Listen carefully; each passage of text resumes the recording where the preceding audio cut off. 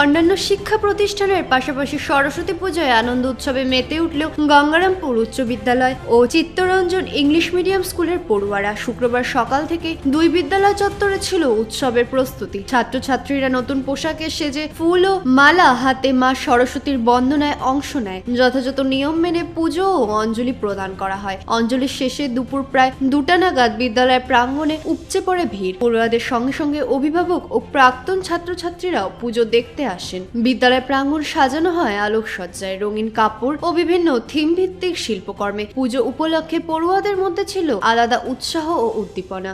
বিদ্যালয় কর্তৃপক্ষের তত্ত্বাবধানে শান্তিপূর্ণ ও সুশৃঙ্খলভাবে পুজো সম্পন্ন হয়। পরে প্রসাদ বিতরণ করা হয়। শিক্ষক শিক্ষিকারা জানান, সরস্বতী পুজোর মাধ্যমে শিক্ষার্থীদের মধ্যে জ্ঞানার্জনের পাশাপাশি সাংস্কৃতিক ও শৃঙ্খলাবোধ আরো দৃঢ় হয়। আনন্দঘন পরিবেশে সম্পন্ন হয় এই দুই বিদ্যালয়ের সরস্বতী পুজো। গঙ্গারামপুর হাই স্কুলের ঐতিহ্য।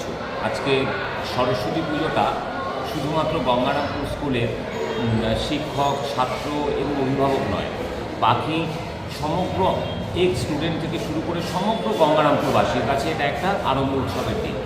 তবে আজকে একটা বিশেষ মুহূর্ত, বিরল মহেন্দ্রক্ষণ এটাকে বলতেই হবে, কারণ আজকে একদিকে যেমন জ্ঞান বিদ্যার দেবীর আমরা আরাধনা করছি, তার সঙ্গে আজকে স্বাধীনতা সংগ্রামী আমাদের অমর পুরুষ, অমর নায়ক নেতাজি সুভাষচন্দ্র বসুর 129তম জন্মজয়ন্তী।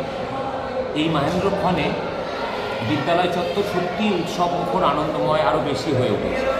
আর আমাদের স্কুলে এটা দীর্ঘদিনের ঐতিহ্য যে এই দিন যে প্রসাদ বিতরণ হয় সেটা প্রত্যেকে অংশগ্রহণ করে সেখানে, এবং সেই সংস্কৃতি আজকেও রয়েছে, আগামীতেও রইবে, এবং এটাই আমাদের সংস্কৃতির সব থেকে সুন্দরতম দিক গঙ্গারামপুর উচ্চ বিদ্যালয় সরস্বতী পুজো। ধন্যবাদ। গঙ্গারামপুর থেকে অমিত মোহন্তের রিপোর্ট, কুলিক নিউজ।